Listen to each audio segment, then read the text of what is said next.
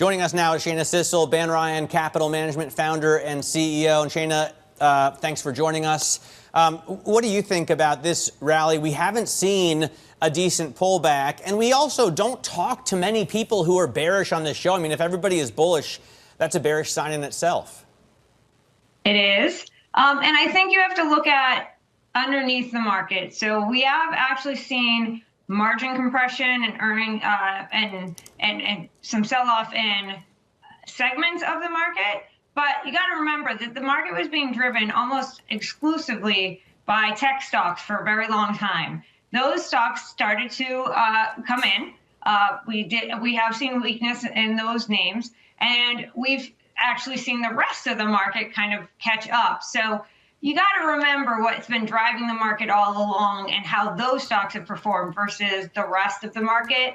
And actually, you could argue that there has been some adjustments and some margin compression on that end, while we've seen margins expand with the rest of the constituents of the S&P 500. Shana, Powell was asked yesterday about just this, how much emphasis he and his colleagues put on higher market prices and whether they have a higher tolerance for it. His answer was, yes, we do look at overall financial conditions, but you're right, by many measures, for example, equity prices are fairly highly valued. Shana, did you take that as a warning or just stating the fact and Powell won't do much about record high equity prices? Well, it's just stating a fact. Powell shouldn't do anything about record high equity prices. That's not the Fed's mandate. The Fed's mandate is inflation and labor markets. And those are the two things they should be and are paying attention to. Now, you could argue record high equity prices could lead to accelerations in inflation, and he addressed that in his comments. So he did talk about how inflation has ticked up year over year.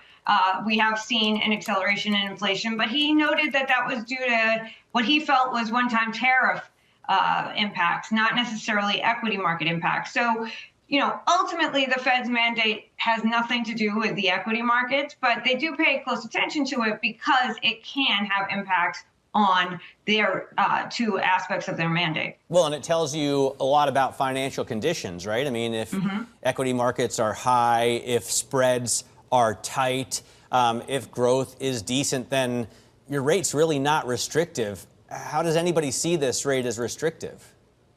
I'm not really sure.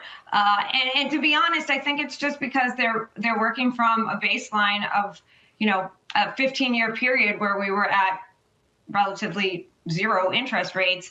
You were talking about mortgage rates being at 6%. That's like a historically normal, if not on the lower end of history of what mortgage rates are. And we're just used to zero interest rate policy and not necessarily taking into consideration that where the Fed sits today is relatively on the lower end of the rate scale. If you look back historically at where rates have been, where inflation has been, and like mortgage rates as well. All of these things I think are just a result of generation of individuals who are used to zero interest rate policy and not really understanding what truly restrictive policy is. Well, Shana, for what it's worth, the data Matt and I were just talking about was the best rate for new home sales since 2022 as mortgage rates have come in.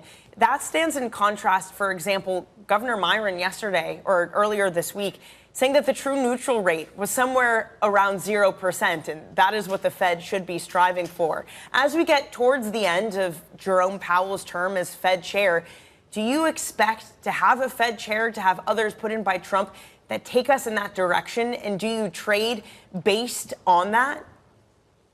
Well, I hope that's not the case because zero interest rate policy is not the best policy. If you're at zero interest rates and something goes wrong, what do? You have to start using the balance sheet again because you can't have negative interest rates.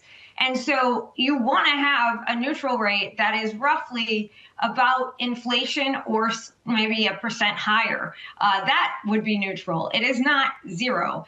And anyone who suggests that is really just talking from a political lens and wanting to have, really relaxed conditions for capital markets as well as for consumers. It's not actually healthy to have a zero interest rate environment. So it would be concerning if the next appointed chairman of the Fed becomes more politically motivated. And the comments coming from Governor Banríon is obviously somebody who was appointed or nominated by the president, who works for the president, and he's kind of speaking for the president, if you think about it. But zero interest rates is not a good or a healthy condition for neutral rates. It should be about inflation, maybe a percentage higher. Yeah, I guess if 0% was the true neutral rate, then we'd be insanely restrictive right now and things would look a little bit different. Shana, thank you so much for joining us. Shana Sissel of Banríon Capital Management.